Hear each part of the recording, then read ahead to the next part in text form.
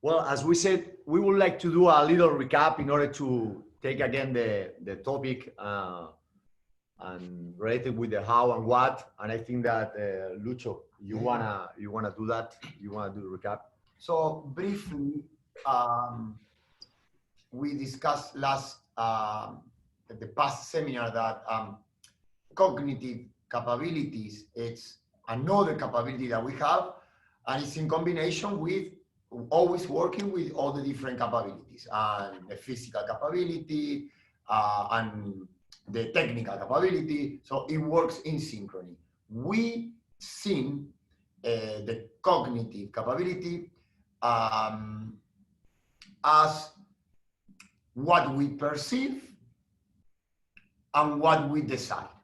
In order to do this, we have a how and a what. We talk about the how. The how is how can we help our players to perceive. And mainly we discuss about can we help the players to orientate the body in one way or the other. So if we help the players to perceive, we believe they may be able to perceive more. Because they perceive more, they may be able to decide with more information. This is why the how and how we help them in the how, it's important. At the next, always working together, we have the what. And the what is, okay, we perceiving what. Can we help the players to see things that they haven't seen before? Something is there, but they couldn't recognize it. That something is the what. So we can intervene and help the players to show them something that they haven't seen. Okay, so that's where we are right now. How can we help them to perceive? What can they see that they haven't seen before? Maybe we can watch this video related with the how, and maybe it could be a link with what, guys.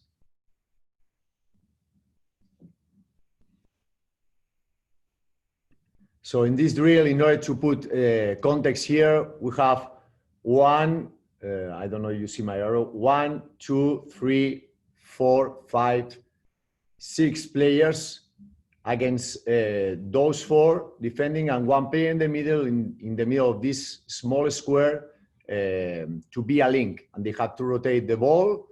And for sure, the players who are defending, if they recover the ball, they can score in the small goals. But let's put the focus on the ball and what they do outside, and the player with the number 15 in the VIP, what he does.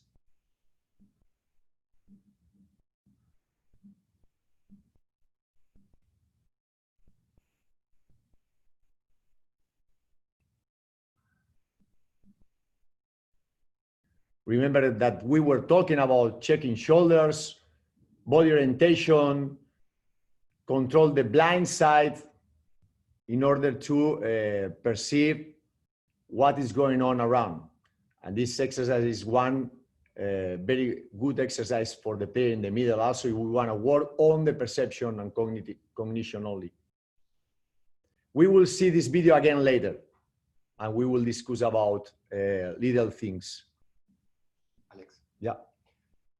And just to make the summary a little bit more precise, remember that in the how, we talk about 2 main points of reference when we are looking. One is the open side, so what we can see frontally, and how can we help the players to that angle to expand.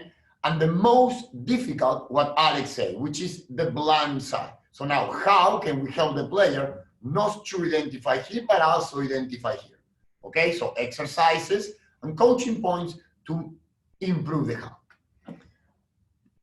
And now today we are going to talk more about the what to recognize. Always it's the most part of that is, so it's impossible to separate how and what, but once we are able to understand how to take information, we need to also recognize what to watch, okay? And in order to introduce the what, we were thinking that maybe the next slide is going to be interesting because as we said at the beginning, cognition is coming from the experiences, okay? And each one of us has different experiences. So here we cannot interact between each other, but I will ask you guys what you see in the first picture. Yeah. I will give you. The first picture should be. Actually, you know what we can do, Luciano and Alec. What I'm going to do is I'm going to allow people to chat, and they can drop in the chat what they see. I think it's it'd be quite interactive. So if people want to put in the chat what they see, then you guys can look at the chat as well. So go ahead and drop in the chat. Yeah, we won't spend too much time on it here, but yeah. It's just to. I've got Matt. An example. Man playing a saxophone. Anything else? Okay, and the second one? Face, woman's face and a man playing a sax. Female in a white face. Two faces in a vase. A vase, an American vase. Vase. Okay. And the last one, to the right? I see a woman's face in the last one on the right, okay. The last one on the right, what do we see? Yeah. Fish and birds, fish. Birds and fish. Yeah, this is very interesting because based in the experience that we have, for sure, in each image you can see different pictures. So the man playing the saxo, if we put attention, and I'm telling you that there is also a face of the woman there. Are you able to see it? David? Yeah. Okay, so there is 2 points, you know, 2 images in the same one, but in the middle also you can see the 2 faces, but also a base, no? A base. Mm-hmm. And in the last one, birds, but because the color of the image is changing, you know, you are recognizing also the fishes, but at the end is the same square. Is one square, you can see the whole, but also here is a fish, and here is the bird. So at the end, what we are trying to say with this is that sometimes you receive players, human beings, that they see their what. And we need to be sure that we can teach them that they are going to be able to see or to perceive the other one, the one that we want to help them to watch. In our case, in relation with our game model and style of play, you know. But basically is that every player is perceiving in different ways, and we need to help them to understand other whats. And that, I think, is a good slide in order to go to the next one. And when we are talking about what, we could speak about opponents, we could speak about the spaces to progress or to attack.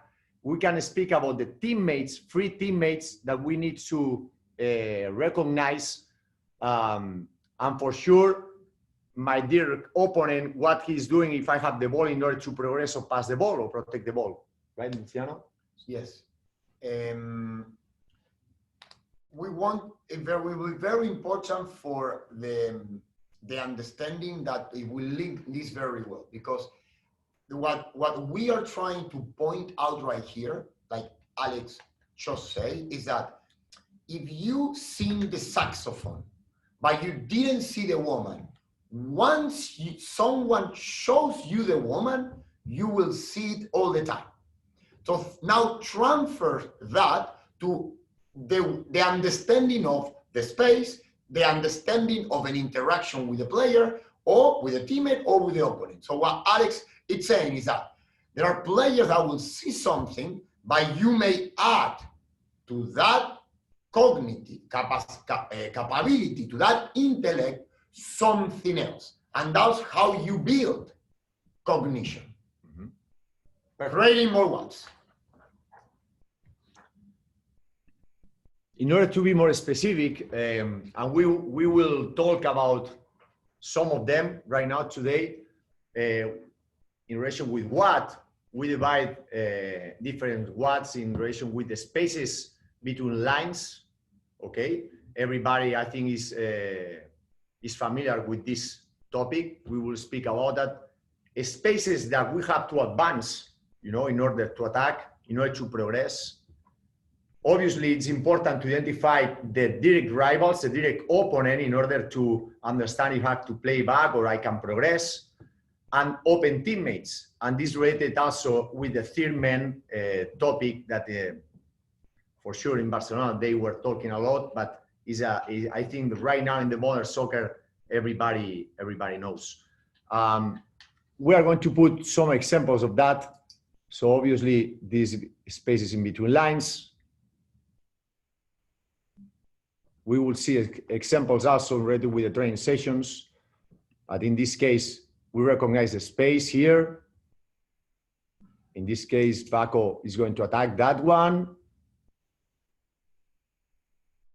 And well, I think that here I was smart to put this. Is a very clear example of playing in between lines, attack the space in between lines, recognize that what, and for sure at the end is a creativity event in order to have a very good finishing.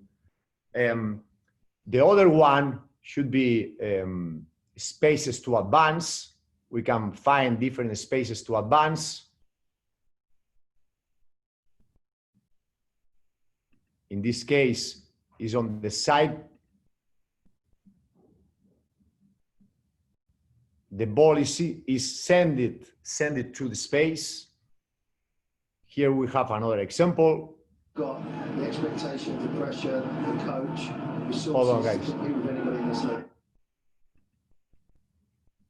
We saw this video, but this is the last part of the clip. Remember, we were talking about Jackson Jewell controlling the how, body orientation, and controlling the blind side. And in this case, is the how also related with the what. So recognize that the space that we need to attack, men with ball and men without ball, in order to receive that ball into the space to progress. Identify rivals is basic, but it's very important, you know, because sometimes if we don't control the blind side, the how, we try to turn, as we saw the last meeting in relation with Gundogan, when he tries to turn on and he didn't check and he didn't control his direct opponent. Remember, guys? And here it's very simple. Jackson received the ball. He understands that his direct opponent is coming to press him and he cannot advance, and then he plays to protect the ball possession.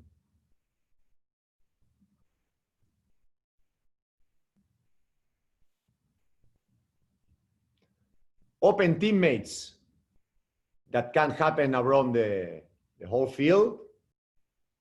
In this case, we advance with Jackson. With Jackson Jewell here. And the same video that we saw the last time, and it's going to be good because it's as a recap. Here we are going to see how he checks shoulders, controlling the blind side. He understands that the opponent is coming, and then we find the free teammates. This is a very good video, because here, and we are going to talk about later, also the player who has the ball recognize the pressure and who is going to be him and Jackson, who is the free teammate.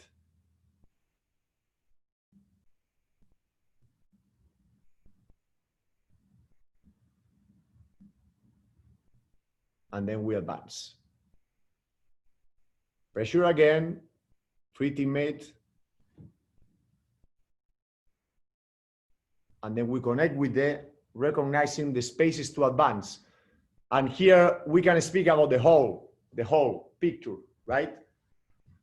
For sure, we need to go to teach them different watts in order to be sure that the players at the end, they make decisions by their own, but recognizing what's going on. Yes.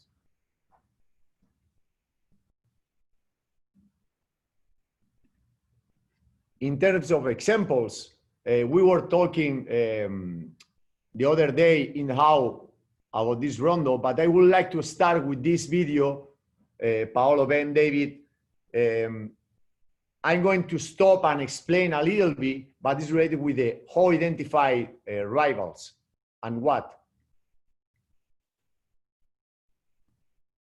In this case, we have in a diamond, as you saw in the graphic, 1, 2, 3, another player here, with players in the middle applying pressure, and they have to recognize if the pressure is coming from that side in order to cut and pass, or if he is coming straight to him in order to do a very good reception to advance. For sure, we are going to see mistakes because they are in a period of learning, but it's an interesting basic drill, Paolo, as you mentioned before, that maybe we can use with the youngers. Alex, back up a little more. Okay, yeah. So the pressure is coming, the reception to advance.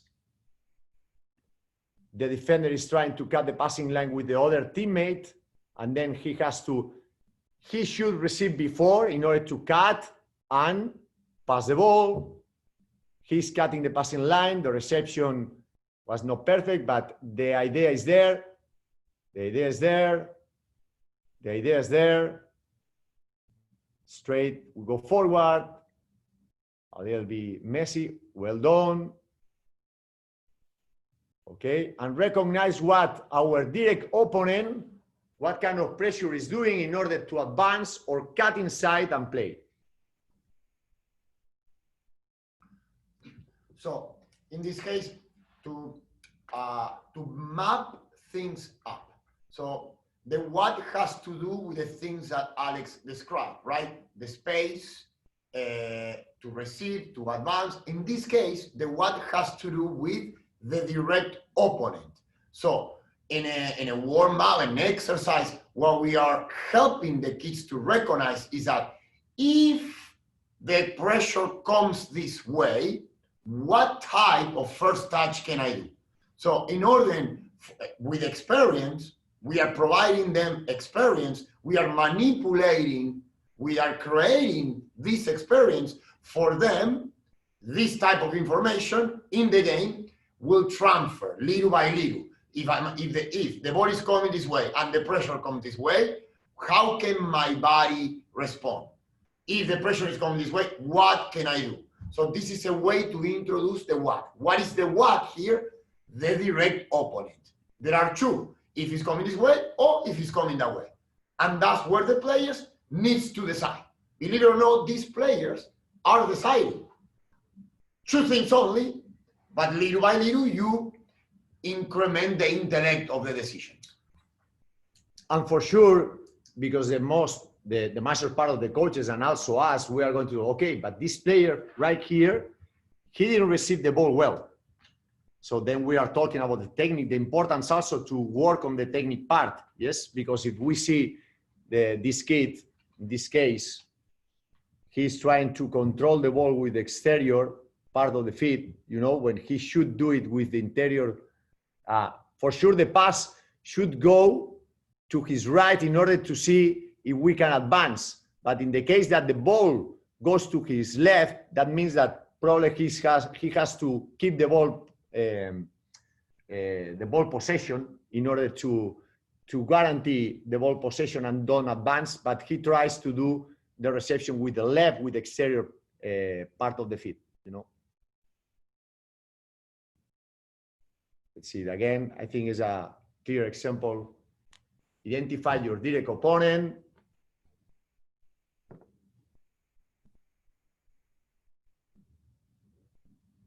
And go forward.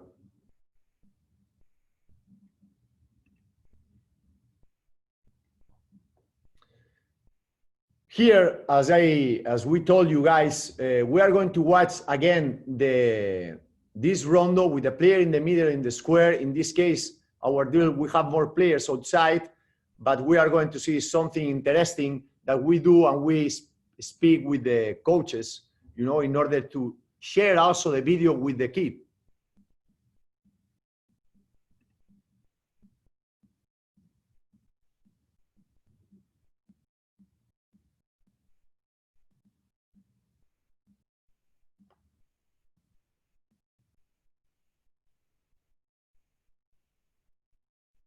I will ask you, we will ask you later, what did you see? I understand that some of you cannot interact, but maybe David, Ben, Paolo, we can discuss about that.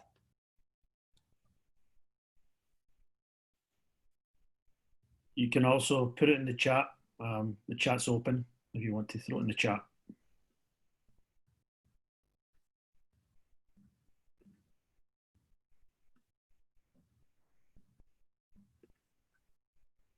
Okay. Yeah, I would like to ask you, yes, Luciano, what do you see? What do you see in this drill? If they put something in the chat, David, or you, Paolo, Ben, we can interchange. Yeah, thoughts. we've got a lot of experience in the room, so why not? If you want to put it in the chat, go ahead and pop it in. We've got a lot of experienced coaches there, so pop in the chat what you see.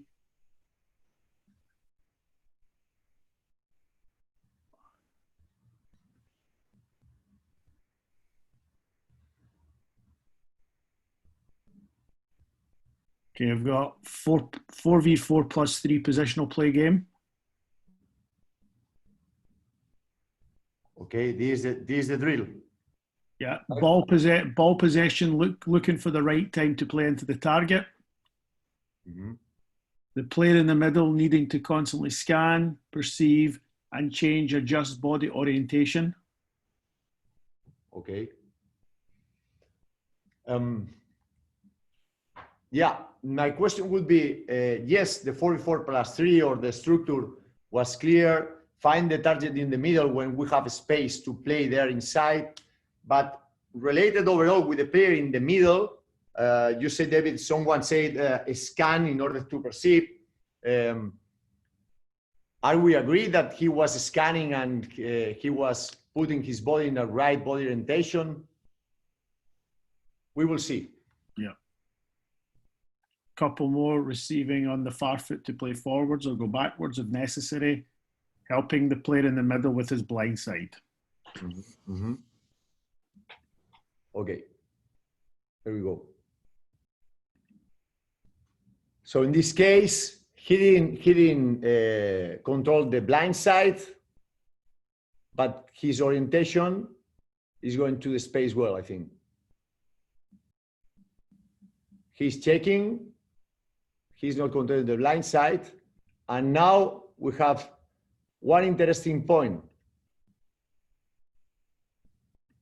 And I would like to stop here the image.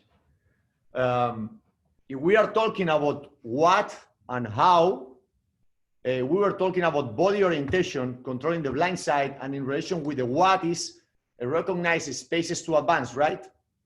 Yes.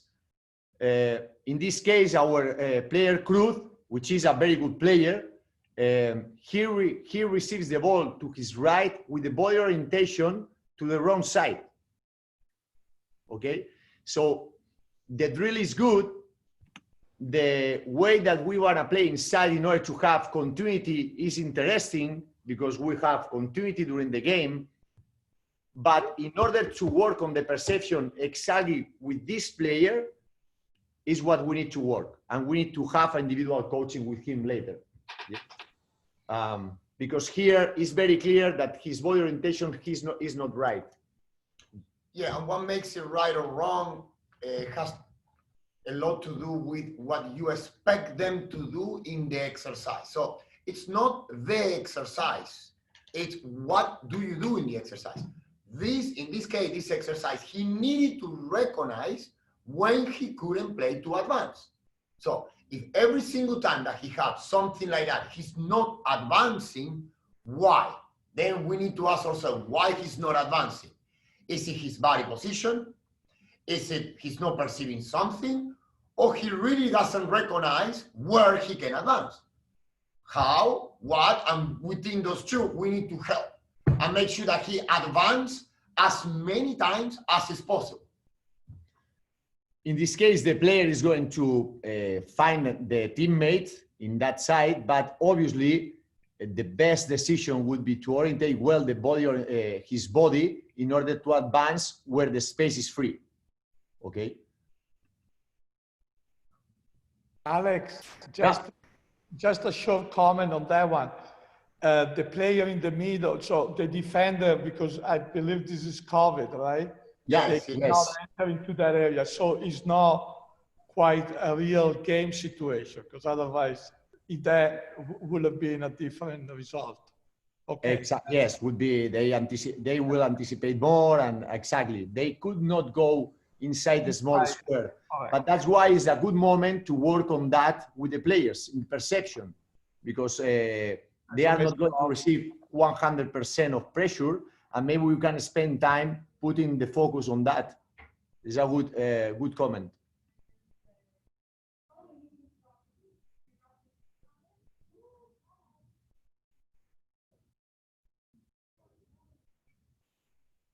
And now the player with ball now, we see that he had enough space to connect with the player in the middle, but his decision was different.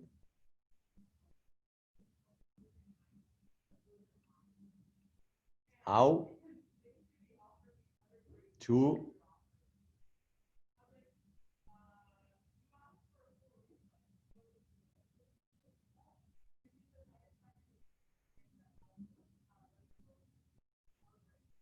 He's checking. Now the how is going to, it's being good. And we connect.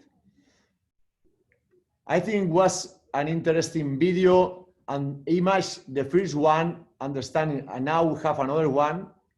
Look his body orientation, where is the space to advance, and where he decides to play. If we watch it again. He's facing the ball, his body orientation is not right, he has the space to advance behind him, but because he didn't look, he is going to play naturally to the other player. He can play there, yes, but if we want to progress during the game, we need to put our body orientation well in order to advance. If he put his body or position well and he recognizes the space, he's going to play the ball forward. Yes, Lucho? Were you keeping score during this exercise? In relation with the player in the middle, are you saying, or just how did they have a way of scoring, or was it they just they have to maintain the ball. They have a amount of passes to do in order to score, and also the players who are defending, they have to work on transition. If they recover, they have to score in the small goals. Okay. It's a good exercise that in this case. Can I make a quick suggestion? Maybe pause a minute or two if our audience, they have any question in this, because I think this was very good. And maybe if we have some questions that we can cover, so then we can progress next, Because this is a very good exercise, I think, for not only how to perceive, but what, and the connection between the how and the what, and the importance of the result, because the objective to achieve. Right. So yeah, if they want to comment something, maybe I don't know. Is anyone? Maybe we can give a minute or two, and then we can go to the next. Okay. If there is any question from you guys, they want to ask based on what Alex and Luciano explained. If not, then we can move on. Again, just put it in the Q&A. If you have a question, use the Q&A. Okay. There is a question going into the chat, which I'll read out just because we were using the chat. Someone asked, would you say this specific player in the middle scans/looked, but did not always recognize or utilize the information appropriately? Yes, absolutely. Absolutely. Because remember, we will talk about that the first part. It's that what they need to do is to decode the information. And everyone decodes information completely different. And that is also based in the experience that they have. Okay. Yes, there are sometimes the players look, but they don't decide correctly. Mm-hmm. And that is up to the coach, providing why they didn't decide correctly. Well, they need to exercise it more often. It's the same thing that the players also look a little bit different. Some players have, they do like that and they perceive a lot more. Usually they perceive more because they've been in that situation more often.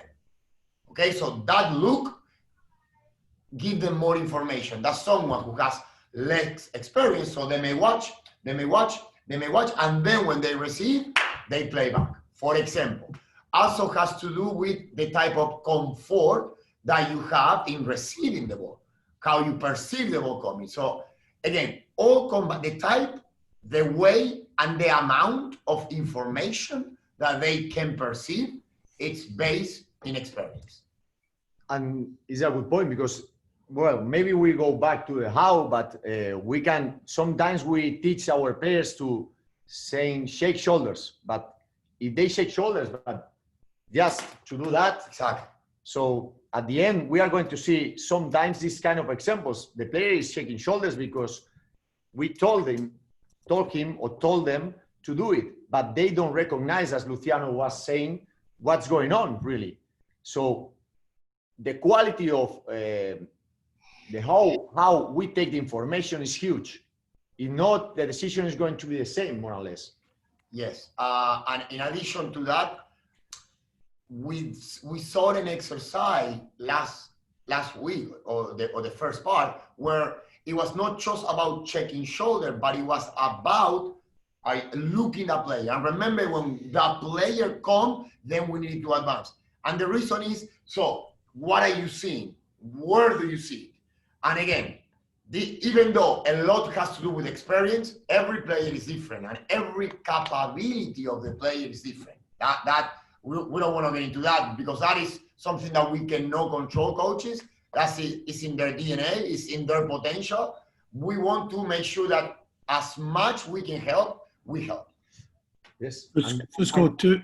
Sorry, Alex, go ahead. No problem. I just wanted to add the point about the importance about to put in these ages all the players in these kind of situations, because sometimes when we are training 12, 13, 14 years old, we are going to start to put, no, this is a winger, and we put this player only as a winger. And it's not the same to perceive as a winger or in the midfield, you know? And when you are young, you have to learn what's going on in 360. If you start to do a specialization with 12 years old and putting the player close to the line, he's not going to work on that because he doesn't have to control the major part of the time the blind side if he has his back to the line.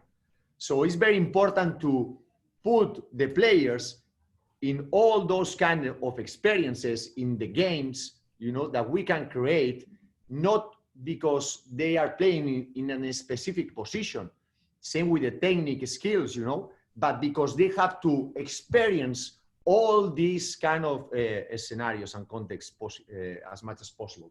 Right? Absolutely.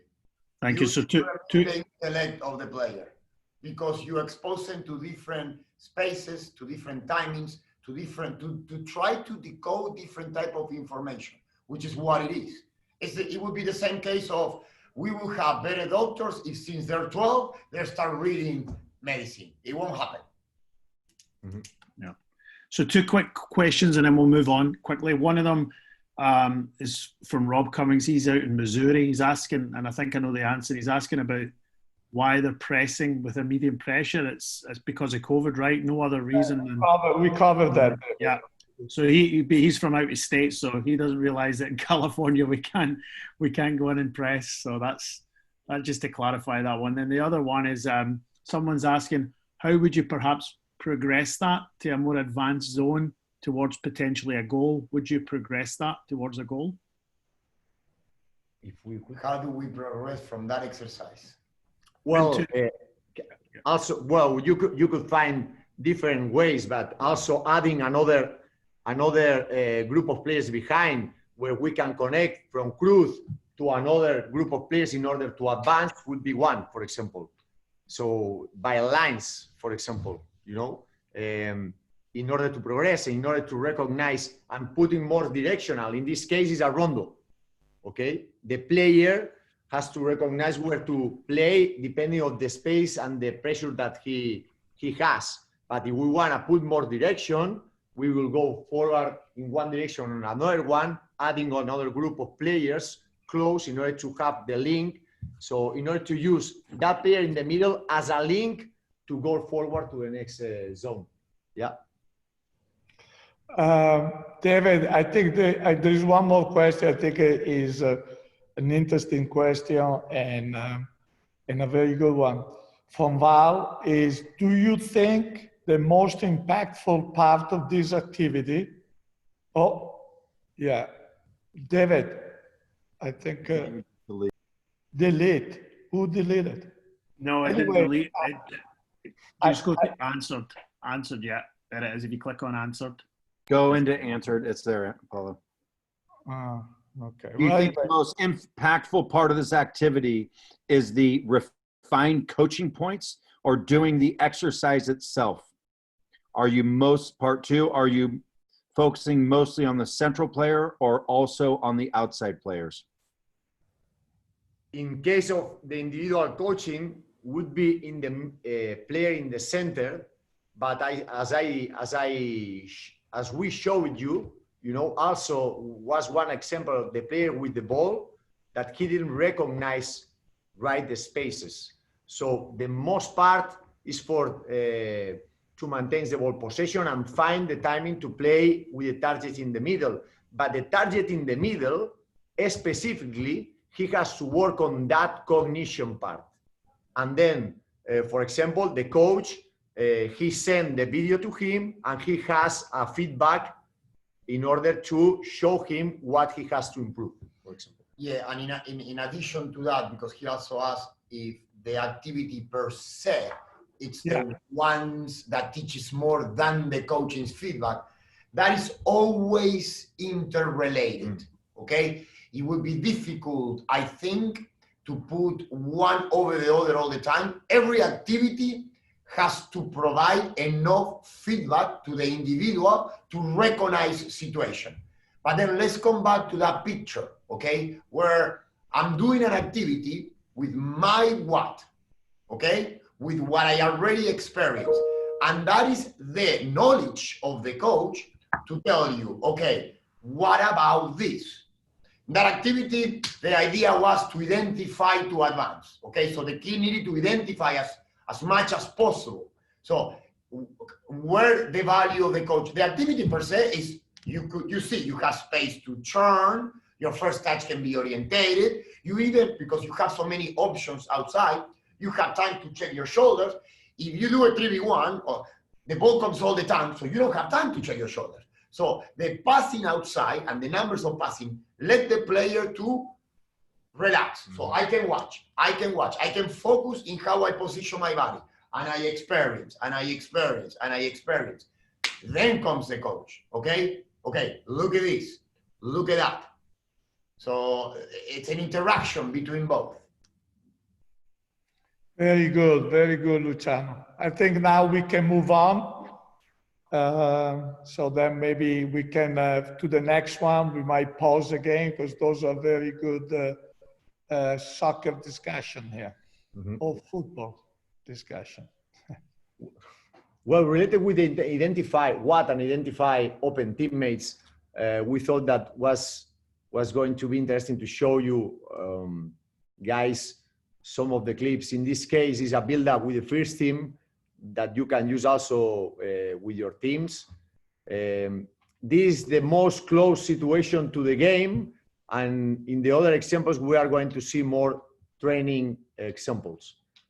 But in this case, it's a build-up. Obviously, here is the center back, another center back here, and they have numerical superiority. And here is another player, is a fullback. And depending on the pressure of this player, they have to find the open teammates in order to progress. In this case, he's cutting that passing line, and we use the third man to score. This is a tactical situation that the first team has.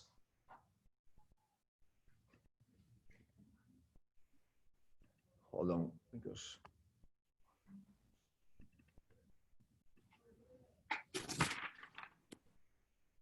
and here we have different exercises that we do in our academy. Luciano, which one do you want to start? I'll go that one. This one? Okay. Which one is this? Open treatment? Yes, we're finishing. Okay.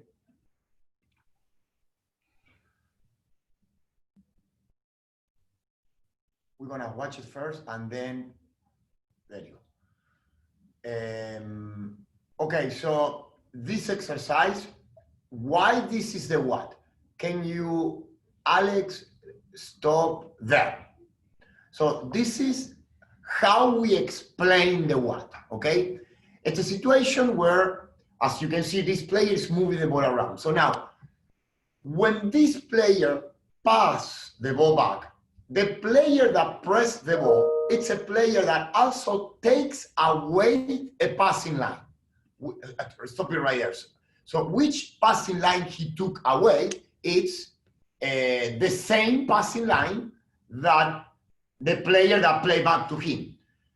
Because of that, that should be something that the highest player need to recognize. Because who's open right now? The player. The player that played back, when the player press the ball, it's open, but we cannot find him directly. So the what is, how can we find an open player? Through another player. This is our third man. We define this as a third man. So what we do is, in an exercise, so we tell, okay, if he jump, play, so boom, you can put it on. Bam. Yeah, there, and the open player is there. And if the other player jumps, then it's another interaction. So now I need to open up to create that 2v1. It's a very simple exercise to make sure that they, little by little, identify their situations, to increase the intellect. Look at this.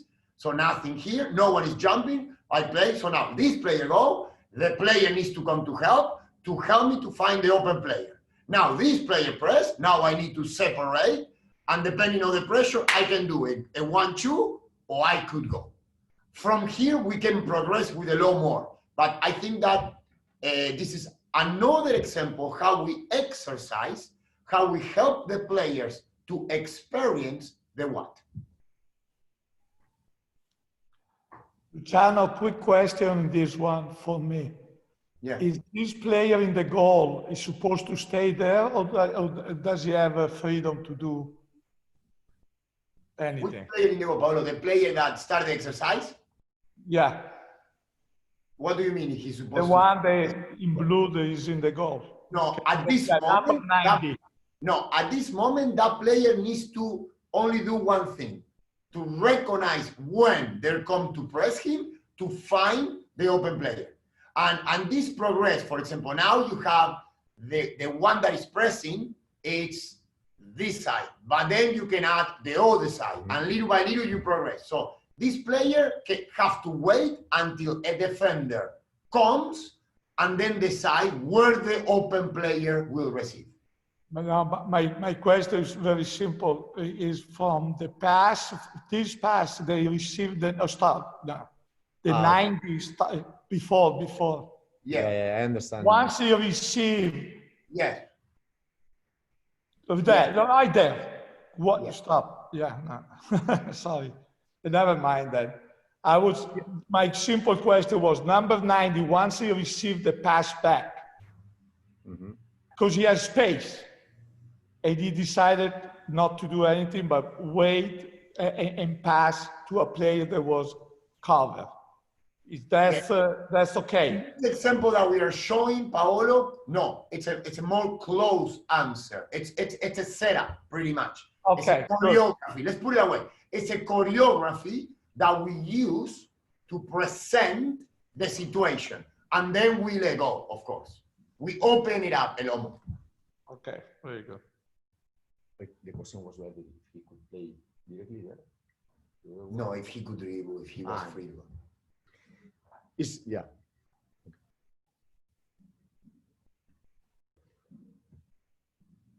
Here we have another example. We decided to put this one in honor to the NorCal.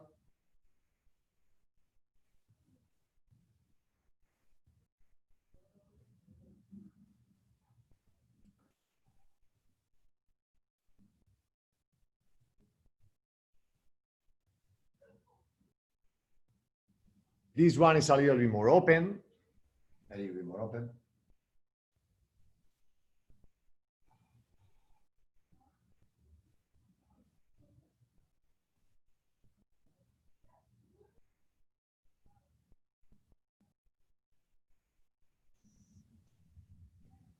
And after the coach is explaining, as you were there, the situation. Do you want to comment the drill? Yeah, that one is, so now what we are coaching in this one is when the player can turn or when the player needs to play back, okay? So in this situation, the player, we ask him to play back, but then once we send the other defender, then he can identify if to play back to advance or if to turn. And the decision is always from the player in green. Like this player in green, he's playing there, so without rushing. So it's very similar to the one before. It's not on yet. And when I can find a player, and where is the open player? Exactly. So it's a little bit more open. Still, the exercise provide a structure for these things to happen often, which is what we want. That's the part that the structure can help to, modify and make sure that the players exercise what we want them to exercise. And related with the identify open teammates, and related also with the question of Ben, the last webinar, I think we are trying to provide tools to the players in order to make better decisions. But at the end, it's the player who make that decision. And this part is related with their creativity, because the player is on the field. At the end is what we say, no, we can teach them, we can tell them what to do, but the player, when he's playing, he has to make his own decisions. And this is a very good example about, okay, the coach told me that I have to find open players, but if I perceive well and I know that the opponent is going to anticipate me, maybe I can make another decision which is different.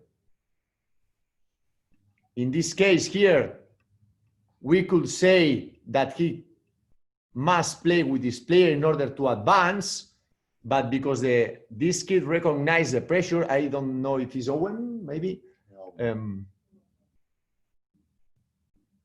Here we have it, he turned. So this is his own decision.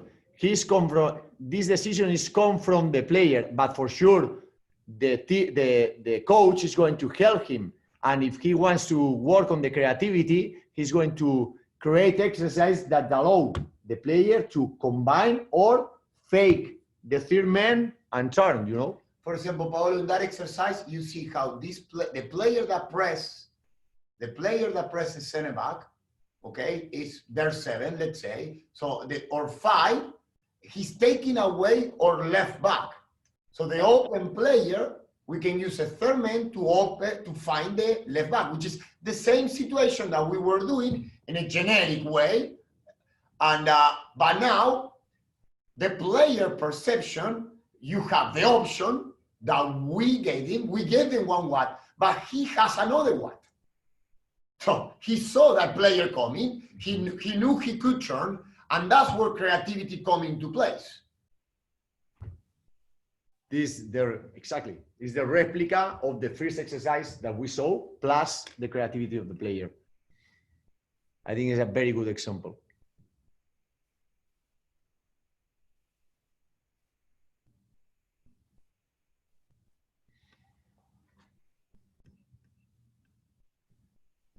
And the last one that we have here today is about the spaces in between lines, as we showed to you guys, related with the space to advance, the first team goal. Maybe we can see it again, and then we go through the exercise.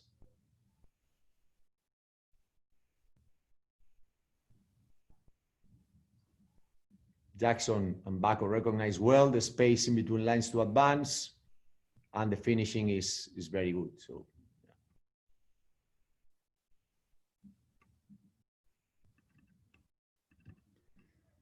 in order to explain exercise, we are going to watch. Here we have a drill. We have 2 neutral players and 4v4 with a neutral zone in the middle. And the player in blue has to check when the ball is traveling in order to receive without pressure in order to advance. So it's related with receive the ball in between lines. And what? What and how?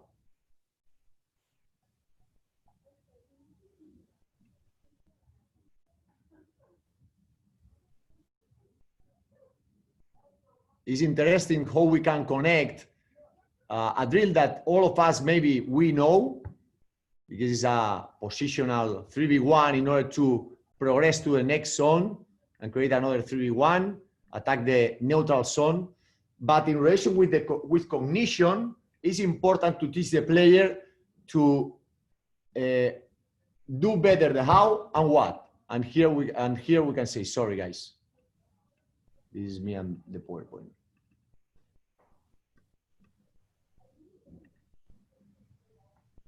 This is the description of the drill. You can see the 2 spaces with a neutral zone in the middle.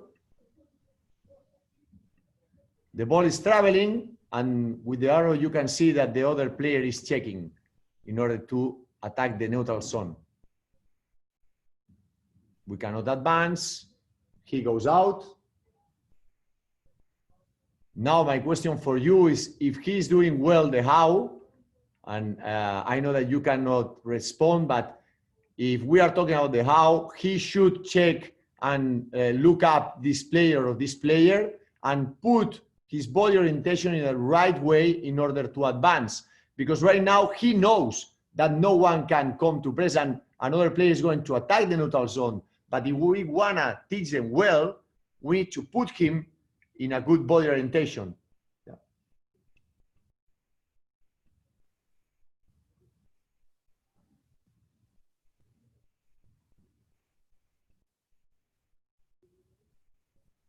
Ball is traveling, the player checks in. And again, he's looking only the ball, only the ball. And that's why he cannot advance.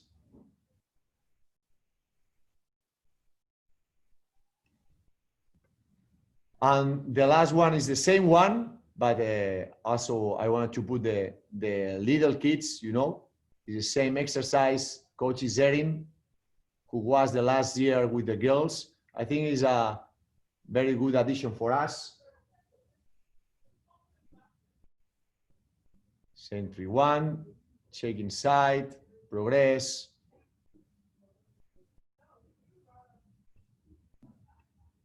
And yeah, I think that we have done, Paolo. I would like to say thank you from all the academy and the first team coaches and San Jose Earthquakes technical staff to have us here. And for us, has been a pleasure, you know. And please. Yeah, please extend our thanks on behalf of North Cal and all the coaches from North Cal, because this is a lot of work put it into it and sharing a lot of resources and information. So definitely, but before thanking too much, we have not done. So let's, we're gonna leave some time for questioning, and I have a quick one for you. Can you just emphasize and clear a little bit more the approach and the importance of achieving the objective of cognition, right? And what to work with. So, you know, be very, very clear and specific on the objective, Luciano and Alex, you know, for our coaches. How to be more clear in that? Yeah, the emphasis. Why it's important to have emphasis Well, in cognition. Yeah, I think that because we said at the beginning, we don't have a separate block related with cognition. The individual coaching from the coach to the player specifically is important.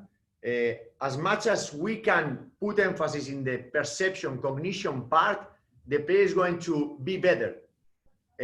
Because always we were talking, at the end we are talking about body orientation, controlling the blind side, recognizing spaces, but it's always related with one player, with ball or without ball, but with one player. And that's why it's so important to have a very good communication with the player in order to share videos or have a good communication to explain him why and how to do it. I think it's huge. At the end, if you work on the technique and you learn a lot of on the perception part, the world is going to change for the player. Yeah, you are always when we are talking about cognition, it's also breaking or taking away from the player's point of conformity. Like a player knows something, everyone knows something, okay? And the player, when he plays, he expresses his knowledge. His knowledge is his cognition. What happens is the coach responsibility is to take away some of that conformity and to add more in specific situations. So that is also very important. And based on what Paolo said, if you don't focus into that, if you don't, in a part of the practice or throughout the weeks, if you don't focus on that, the player will be always resolving with his previous knowledge, but he won't accumulate more knowledge. And no one wants to be correct. The major part of us, we don't like that someone is going to tell us that we need to do this in other way, no? But it's about what Luciano said, and you said is put the players out of the comfort zone, you know? Put them in a situation that they have to realize that they have to be better or they can improve in this part. Because sometimes, and myself, the first, we put a lot of emphasis and focus on the drill. You know, if they move the ball, if they pass hard, if they, you know, you should to do this reception, but sometimes we lose the focus in the important part about, okay, but the drill was not good because that player didn't read well the game. He didn't read well the drill. And that point is huge because change the whole perspective and the whole drill, the exercise. Okay, now we can go to some of the questions here. One is from Dusko. Paolo, just a suggestion. Maybe we just unmute the people and they can ask the question themselves. It might be easier for them to ask it themselves. You want to do that? Well, first let's go to the one and then we can open it up. It's up to you, but I was in the middle of asking. So Dusko, Luciano, you show player creativity in the game. In your development of cognitive images, do you create situation images to stimulate creativity as an option for solving game problem through your training progression? That's a good question. And creativity comes from a concept that is called self-organization, okay? Every organism, every system has that self-organization. So what you create, it exercises to create the foundation But if the player doesn't have space throughout the week, throughout the years, to self-express, to play with this concept and self-organize, you won't be exercising creativity, because creativity is that space. It's something that is within the player. So it's that balance between what do you structure because you know it's necessary, because in terms of probability will happen very often in the game. It's not that it's a mandatory rule, but in terms of probability will happen often, especially based in the way we want the kids to play. And then self-organization will happen. And the players will have time to express and to use these structures, and also find their own ways, but always being efficient with the way you want to play. At the moment that they're not efficient, you cannot consider that to be creativity. You have a problem. That's why sometimes players that play on the street for too long, they're 17 years old, they're great, but then when they go to a different environment, they can succeed because no one can read what they're doing. Also, okay, very good. Question from Harris. How do emotion and emotional arousal impact perception? That's the question number one. And the second one is, and how do emotion and emotional arousal impact decision making? 100%. Huge. So if you are overstressed, your players are going to be too much uncomfortable, and then the making decision is going to be bad. If you are not in a good motivation or good motivated, also you are going to feel that you are going to solve the problem so easy. So that's why depending on the level of the players, depending on the age of the players, we need to find the right exercises in order to put the players in the right arousal, no? Arousal, if it's in English, the word. Yes, absolutely. And happens with all of us. Sometimes we put some exercise that the players, they are overstressed, and then we get frustrated, and sometimes the drill is so easy, and then it's like, okay, that one today was a easy practice. I don't know if we reached the object that we want. Happens with all of us, at least with me, for sure. Yes. If I need to add something to Alex, I would like a picture so everyone. So what emotion is every time that we are doing something, and our emotions are like a highlight marker. So when something happens and you are positively, you're happy, it's meaningful for you. Like you're doing, oh my gosh, I like it. You vivid that memory. Okay, because of a positive emotion. We're talking about, sometimes the kids are scared to make a mistake. You inhibit memory. Okay, and it's been proved. So when you have a good emotion, a good feeling, and what you're doing is meaningful for you, what we do is we highlight it, talk. So instead of 20,000 repetition, with less repetition, we optimize that a lot better. So it's like a brain highlighter. Oh, we need to remember that. And that's what happens when something good happens in our life. We remember those things. Very good. Paulo, I'd like to follow up one on that. Do you intentionally arouse them, make it more intense in order to help them eventually be capable of handling the pressure of a stadium? To overstress a little bit? You don't do, yeah.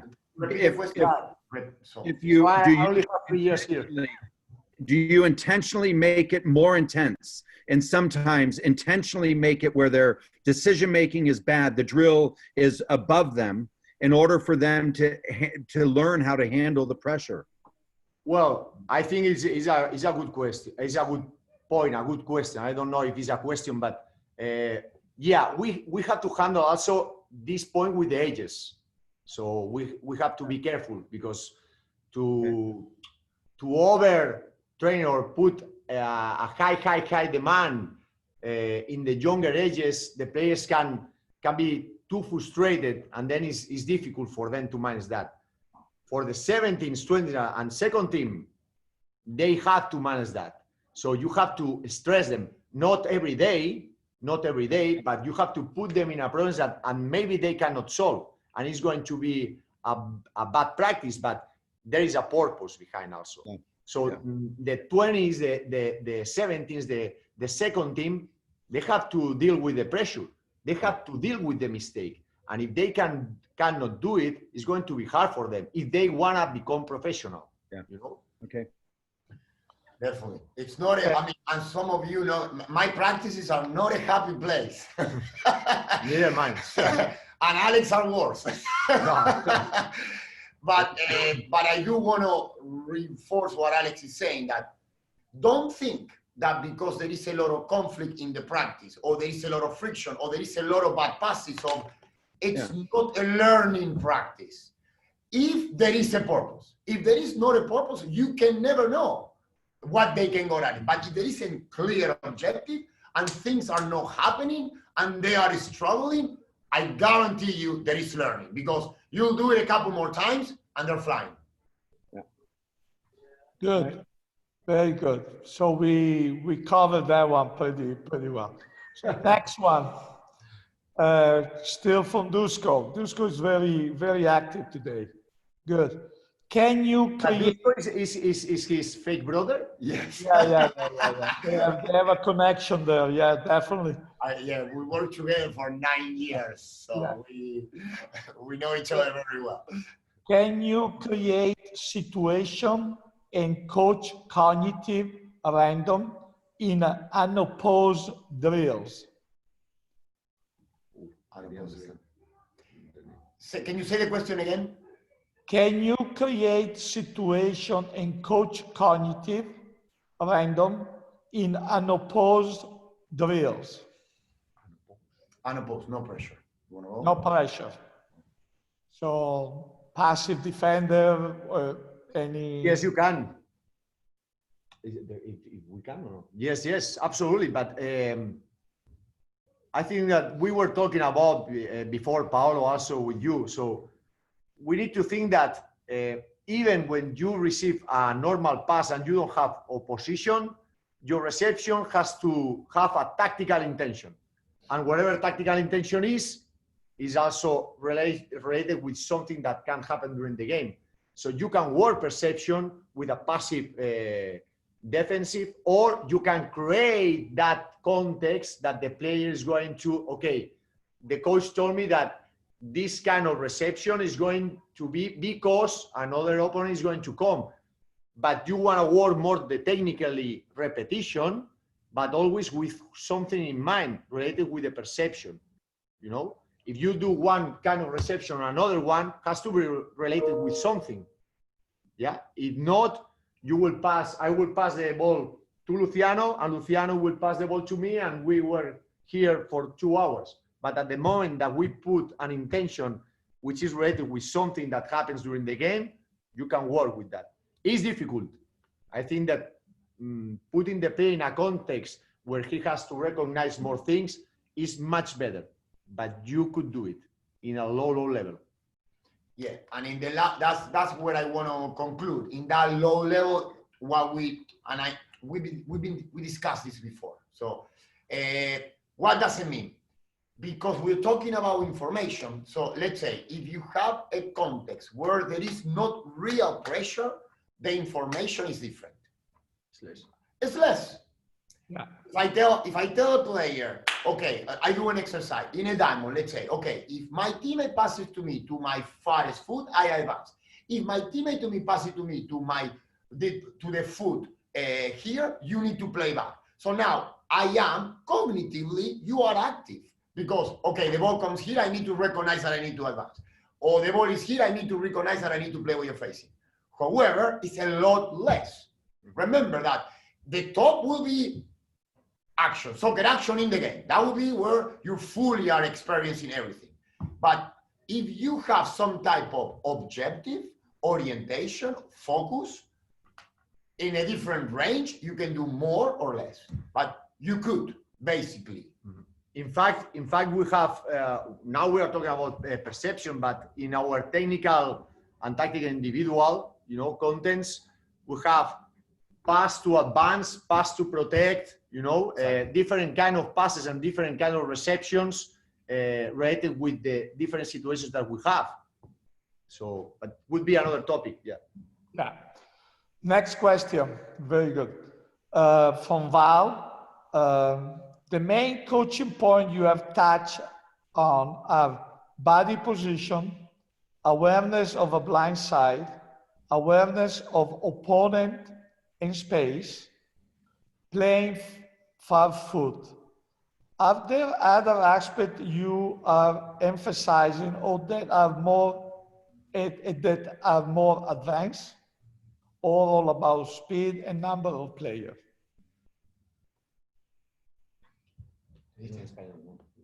I'm gonna he's going to start. Los puntos importantes que tocamos son orientación del cuerpo, mirar, jugar al pie de adelante. Hay algunos otros para más avanzado. Well, I think that we touch a lot of, it's related with the what's, the how to take information. I think we touch the 100% related with when we have the ball, okay? Because remember that we could speak about when we are defending, then we need to speak also the how and what. But related the how, I think we touch all of them. Related with the what, remember that in soccer is about teammates, is about opponents, is about spaces, so and time, and for sure the technique is related, but I think we touched all of them. Yeah, good. For players, still from Val, for players that have a lower technical ability, would you still start with this exercise to build cognition and technical at the same time? We need to understand that when we were talking about perception and cognition, we're talking about to recognize what is happening around you, okay? So whatever reception that you are going to do, it has to be related with something that you recognized before. You can work the technique part, but you have to remember that if you want to work on the cognition, you have to put context, because the player has to recognize what's happening before also to receive the ball. If not, it's going to be a normal reception. Makes sense, the answer? So, and then if we want to talk about technique, if you don't want to put opposition, you have to explain very well during the drill why you do that kind of technique part. But remember that perception is to be aware that what's happening and what information I have to take. I don't know if I answered well the question. Yeah, I think you did. Basically relate it to the, if you're going to do technical, relate it to the game in order to train the cognition. Yeah. Quick one here. How many training sessions a week or month would you spend on this particular topic? Well, as we said at the beginning, we don't have a specific block but we always we are working on the watts almost 100% because it's related to our game model and style of play. But right now with COVID situation, for example, Mondays, we put a lot of perception on that. One day, very specific. So overall in the youngers.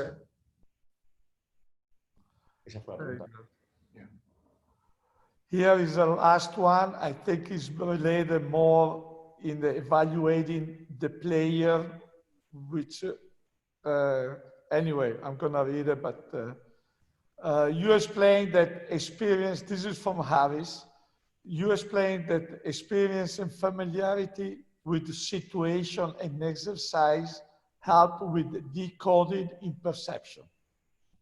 How does this impact your player evaluation when you have a player trying out and they are directly competing with your player who are familiar with the situation? Do you consider this, and how much? It's a very good question, and we always talk about that. And that's why it's important to evaluate the player, not in an exercise, but in a game, in order to really have a better decision. Definitely is going to affect, definitely, when you have a team that understand what you're looking for, and then you come with a player who has different reality, that he see other things, and you may not like it, but ultimately, you need to know if he's efficient or not. You need to find that way. Is he a player that is doing things better, even though they're a little bit different? To me, the answer is that. Is he efficient in what the games need? Does he lose the ball? Can he attack? Does he score? Does he defend? You got to always come back to the most basic questions. Because if he does that very well, better than what you have, you can always help him with the other, especially if they're young. And overall, in relation with the cognition, if we see a player during the game that he recognizes very well how and what, but the technique is not good enough, you know that you can work on that part. You know, I think that is a topic between methodology and scouting, no? But in order to identify talent, you have to identify something that is very special and specific from this player that maybe is almost impossible to entrenar. Is almost difficult to train. It's difficult to train, you know. And we could talk about that, but I don't know. The way that Eto'o was changing direction only with one step, this is impossible to train. And there is something that you as a coach or as a scout, you have to detect, because there is something that the player has special that you are not going to be almost able to train, you know, this talent. And in order to help yourself to identify that, you need to come back to the root, to the more basic instincts of playing soccer. If he got a goal, you got a player that is coming and scores. He scored a lot of goals. Wow, no one can take the ball from him. Wow, look at how good he's in these tight situations. Wow, even if he doesn't have the technicality of all wise and all game models, no problem. You can always add to that.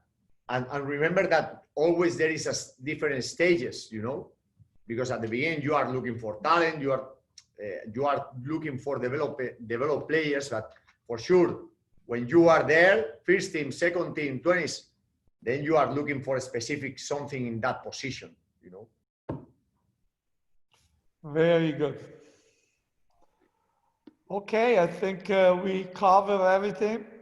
We've been an hour and a half into the webinar, unless there is anything else that we want to add.